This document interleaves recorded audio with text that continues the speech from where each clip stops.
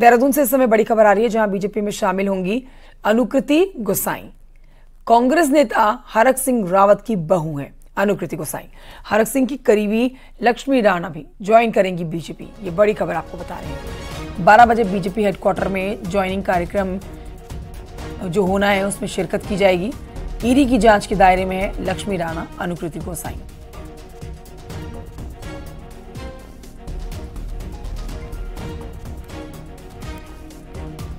तो देखिए, बड़ी खबर आपको बता रहे हैं, आज दोपहर 12 बजे ज्वाइनिंग होने वाली है। कार्यक्रम रखा गया है। बीजेपी में शामिल होने वाली हैं अनुकृति गोसाई। ना सिर्फ अनुकृति गोसाई, जो कि कांग्रेस नेता हरक सिंह रावत की बहू हैं, लक्ष्मी राणा भी आज बीजेपी ज्वाइन करने वाली हैं। सुनील नप्रभात और जानकारी देंगे इस पर। सुनील नप्रभात, आज लक्ष्मी राणा और अनुकृति गोसाई बीजेपी ज्वाइन करने वाले हैं। बिल्कुल कंचन, और दोनों लोग, अनुकृति गोसाई पूर्व कैबिनेट मंत्री और कांग्रेस के नेता हरक सिंह रावत की बहू हैं, तो लक्ष्मी राणा भी उनकी करीबी मानी जाती हैं। और अभी आपने देखा होगा कि महीने भर पहले दोनों ने, लक्ष्मी राणा और अनुकृति गोसाई ने, कांग्रेस से रिजाइन कर दिया था, लेकिन बीजेपी ज्वाइन नहीं की थी। इसके पीछे एक बड़ा कारण ये भी था कि लक्ष्मी राणा और अनुकृति गोसाई जो दोनों कांग्रेस में थी, इनके खिलाफ अभी भी ईडी की जांच चल रही है। ईडी इनको समन भेज चुकी थी। दोनों लोग एक एक बार ईडी को फेस भी कर चुके थे। इस बीच दोनों ने रिजाइन किया, लेकिन बीजेपी ज्वाइन नहीं की। इसके पीछे एक बड़ा कारण ये भी था, हालांकि कयास लगाए जा रहे थे कि लगातार दोनों लोग बीजेपी आएंगे, लेकिन एक बड़ा कारण ये भी था कि बीजेपी चुनाव के बीच इन दोनों लोगों को पार्टी में शामिल नहीं कर सकती थी। उसके पीछे एक बड़ा रीजन ये बताया जा रहा था कि जो वोटर्स हैं उनके बीच गलत मैसेज जाएगा, क्योंकि दोनों लोग ईडी के जांच के दायरे में हैं। लिहाजा अब चुनाव संपन्न हो चुके हैं, तो अब जाकर बीजेपी दोनों की एंट्री कराने जा रही है, लक्ष्मी राणा और अनुकृति गोसाई की, जो डॉक्टर हरक सिंह रावत पूर्व कैबिनेट मंत्री के बेहद करीबी हैं। ये इस बात का भी संकेत है कि हरक सिंह रावत कहीं ना कहीं बीजेपी के संपर्क में है। आज उनके करीबी लोग बीजेपी ज्वाइन करेंगे, तो देर सवेर हरक सिंह रावत की भी वापसी हो सकती है। ये इस बात के पुख्ता संकेत है। जी, बहुत शुक्रिया आपका सुनील नप्रभात जानकारी के लिए। बागेश्वर से बड़ी खबर आ रही है, जहां पर सातों रेंज में जंगल धधक रहे हैं और आग में जलकर लाखों की वन संपदा राख हो रही है। रात भर जंगलों के जलने की वजह से चारों ओर धुंध छाई रही है। तस्वीरें भी आपको दिखा रहे हैं। जंगलों में लगी आग को बुझाने में वन विभाग जुटा हुआ है।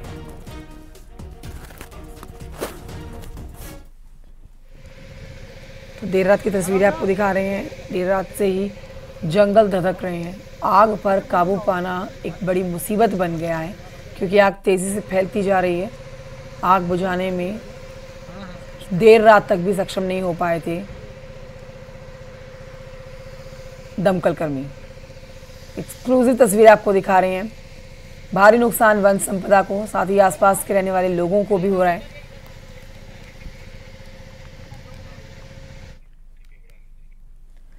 उधर उत्तराखंड में गर्मी बढ़ने के साथ जंगलों में आग की घटनाएं लगातार बढ़ रही हैं। तस्वीरें भी हम आपको दिखा रहे थे। जंगलों में आग तेजी से बढ़ती जा रही है। बिसोई, जेंदोऊ, कुआंसी के जंगलों में आग लग रखी है। भारी वन संपदा को नुकसान हुआ है। जंगल जलने से पशुओं के लिए चारे का भी संकट खड़ा हो गया है।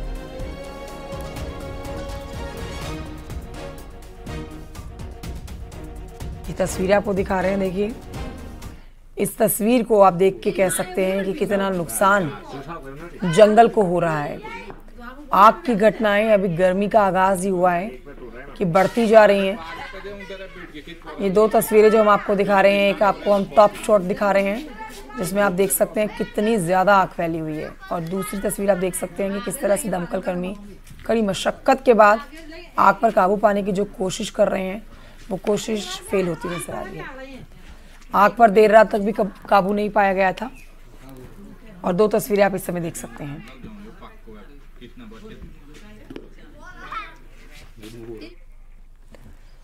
देहरादून में सीएम पुष्कर सिंह धामी ने वन विभाग की मीटिंग ली है। सीएम धामी ने कहा है कि आग की घटनाएं रोकने के लिए नोडल ऑफिसर्स बनाए जाएं। कहीं भी सूचना मिलने पर तुरंत कार्रवाई की जाए। वहीं जिस इलाके में जंगल में आग लगती है, वहां संबंधित अधिकारी की जिम्मेदारी तय की जाए। ये कह रहे हैं मुख्यमंत्री धामी। अगर कोई जानबूझकर आग लगाता है तो उसके खिलाफ सख्त कार्रवाई की जाए। इस मीटिंग में वन विभाग के प्रमुख सचिव आर के सुधांशु और चीफ अनूप मलिक मौजूद रहे।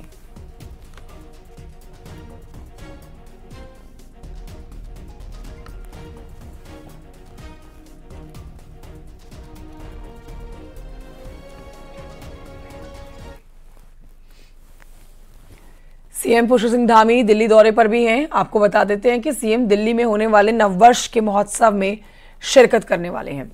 इंदिरा गांधी इंडोर स्टेडियम में शाम 3 बजे पहुंचेंगे मुख्यमंत्री पुष्कर सिंह धामी।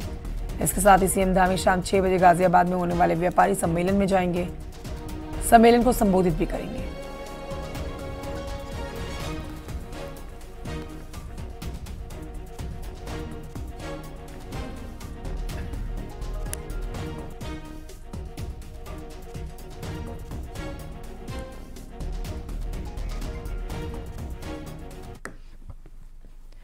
मुख्यमंत्री पुष्कर सिंह धामी ने एक बार फिर से कहा है कि 5 सीटें बीजेपी जीतेगी और पूरे देश में प्रधानमंत्री नरेंद्र मोदी के नाम पर चुनाव हो रहे हैं।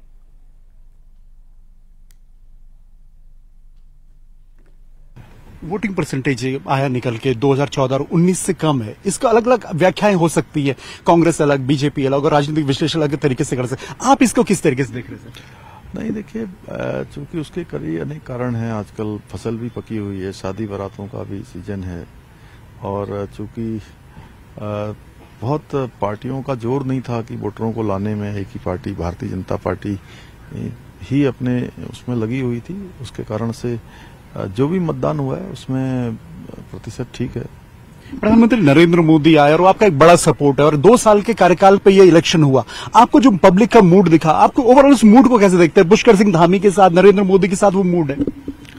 नहीं, सब लोग हमारे प्रधानमंत्री मोदी जी को तीसरी बार प्रधानमंत्री बनाने के लिए उत्तराखंड के लोगों ने आगे बढ़ चढ़ के भाग लिया है, और विकसित भारत के संकल्प को पूरा करने के लिए, देश की सुरक्षा के लिए, देश के सैनिकों के सम्मान के लिए, मातृशक्ति के सशक्तिकरण के लिए, नौजवान युवाओं को आगे अवसर मिले उसके लिए, और पूरे विश्व में भारत का मान सम्मान तेजी से और बढ़े, परचम लहरे, पूरी दुनिया का नेतृत्व भारत करे, उसके लिए लोगों ने मतदान किया है उत्तराखंड में, और 5 सीटें बड़े मार्जिन से जीतेंगे। और कश्मीर से लेकर कन्याकुमारी तक, अटक से लेकर कटक तक पूरे देश के अंदर एक ही माहौल है, एक ही लहर है कि मोदी जी को प्रधानमंत्री बनाना है। उत्तराखंड से इसकी शुरुआत हुई है। उत्तराखंड में 5 सीटें जीतेंगे।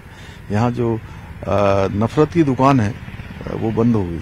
अच्छा, तो 4 जून का इंतजार सर आपको भी रहेगा कि एक बेहतर रिजल्ट, कम से कम आपकी पहली बड़ी परीक्षा है? नहीं, पूरा देश जो है 4 जून के रिजल्ट के लिए पहले से तैयार है।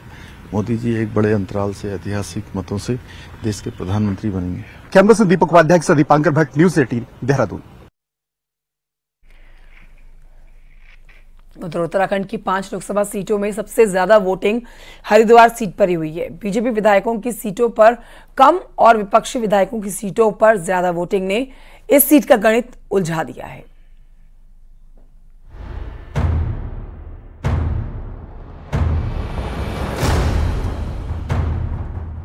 बीजेपी, कांग्रेस और बीएसपी की फाइट वाली सीट हरिद्वार में वोटिंग के बाद समीकरण उलझ गए हैं। पूरे राज्य में कम वोटिंग के बावजूद हरिद्वार लोकसभा सीट में सबसे ज्यादा वोटिंग के मुकाबले को और दिलचस्प बना दिया है। हरिद्वार में इस बार कुल 62.36% वोटिंग हुई, लेकिन बीजेपी के लिए यहां अपने विधायकों वाली सीटों पर कम वोटिंग चिंता की वजह है, तो कांग्रेस और बीएसपी वाली सीटों पर ज्यादा वोटिंग ने कांग्रेस का कॉन्फिडेंस बढ़ाया है। बीजेपी विधायकों वाली सीटों में वोटिंग परसेंटेज पर नजर डालें तो धर्मपुर में 51.8, डोईवाला में 57.2, हरिद्वार में 54, रुड़की और ऋषिकेश में 51.30, रानीपुर में 60% वोटिंग हुई। वहीं कांग्रेस और बीएसपी वाली सीट पर नजर डालें तो भगवानपुर में 67.13, हरिद्वार ग्रामीण में 73.21, झबरेड़ा में 64.12, ज्वालापुर में 64, लक्सर में 72, मंगलौर, पिरान, कलियार में 61, खानपुर में 58.60% वोटिंग हुई। हरिद्वार में मुस्लिम दलित समीकरण बड़ा फैक्टर है, पर ये फैक्टर किसको फायदा करेगा ये 4 जून को पता लगेगा। पर हरीश रावत इसी फैक्टर को ज्यादा वोटिंग की वजह मानते हैं। और कांग्रेस के लिए हरिद्वार के अंदर इस चुनाव ने एक बड़ा प्लेटफॉर्म तैयार कर दिया है, जो अगले 10 सालों तक कांग्रेस को लाभ पहुंचाएगा, 2027 और उसके बाद भी निरंतर लाभ पहुंचाएगा। तो ये चुनाव जो है, हरिद्वार का चुनाव, कांग्रेस के लिए बहुत ही अमृत का काम कर गया है। हरिद्वार लोकसभा सीट में कम वोटिंग ने कहीं न कहीं बीजेपी की चिंता बढ़ाई है। पार्टी के विधायक होने के बावजूद कम वोटिंग क्यों हुई, ये सवाल हरिद्वार लोकसभा सीट से बीजेपी विधायकों के सामने है।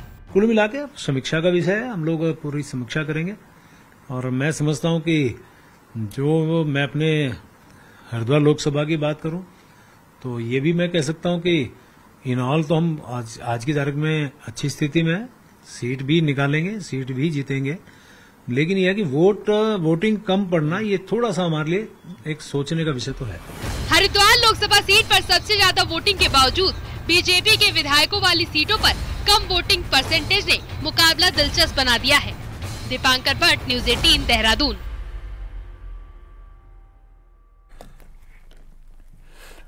उत्तराखंड में कम वोटिंग पर पूर्व सीएम हरीश रावत का बयान आया है सामने। हरीश रावत ने कहा है कि कह सकता हूं बीजेपी के वोट में गिरावट आई है और बीजेपी के वोट में 10 से 15% की गिरावट आई है।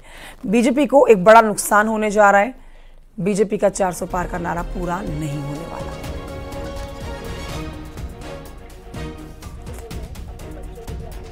मैं ये कह सकता हूं कि भाजपा का पढ़ने वाला मतदार जो 2019 में 2014 में उनको गया था या विधानसभा के चुनाव में उनके पास गया था, उसमें करीब 10 से लेकर के 12% की गिरावट आई है। और जो हमको पढ़ने वाला मतदाता, जिसको हम लक्ष्य बना करके चल रहे थे और जो मतदाता भाजपा की नीतियों से खिन्न था, उस मतदाता के परसेंटेज में 4 से 5% की वृद्धि हुई है। तो इसका अर्थ है कि भाजपा को एक बड़ा लॉस होने जा रहा है।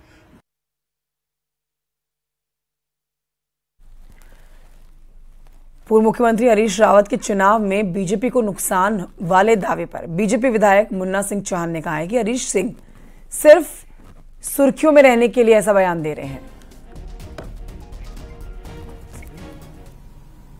लेकिन हरीश रावत जी है, बयानों का तो उनका कोई सानी है नहीं। वो किसको कैसे पेश कर दें, ये तो मैं कहूंगा उनको महारत भी है। उधर हेमकुंड साहिब यात्रा 25 मई से शुरू हो रही है। इससे पहले हेमकुंड साहिब सेना के जवानों की टीम गोविंद घाट से रवाना हो गई। कपाट खुलने पर पैदल मार्ग से बर्फ हटाने और रास्ता ठीक करने का काम सेना के जवान करेंगे। 25 मई को हेमकुंड साहिब के कपाट खुल रहे हैं। ऐसे में शासन प्रशासन ने तैयारी शुरू कर दी है।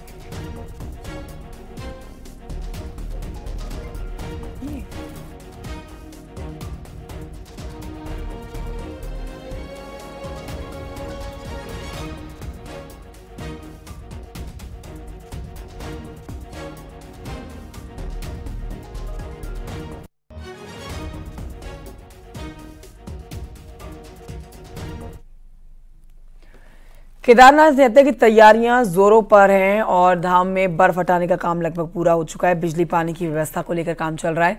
केदारनाथ धाम की तैयारियों में प्रशासन जुटा हुआ है। केदारनाथ धाम पे आप देखिए जिस तरह से बर्फ गिरी हुई है उसको हटाने का काम चल रहा है। यात्रा शुरू होने में अब कुछ ही समय का इंतजार रह गया है। बस ऐसे में बिजली पानी रास्ते साफ करने का काम, तमाम तैयारियों को पूरा करने का जो प्रशासन का काम है वो युद्ध स्तर पर चल रहा है। केदारनाथ यात्रा की तैयारियों में जुटा हुआ इस समय प्रशासन।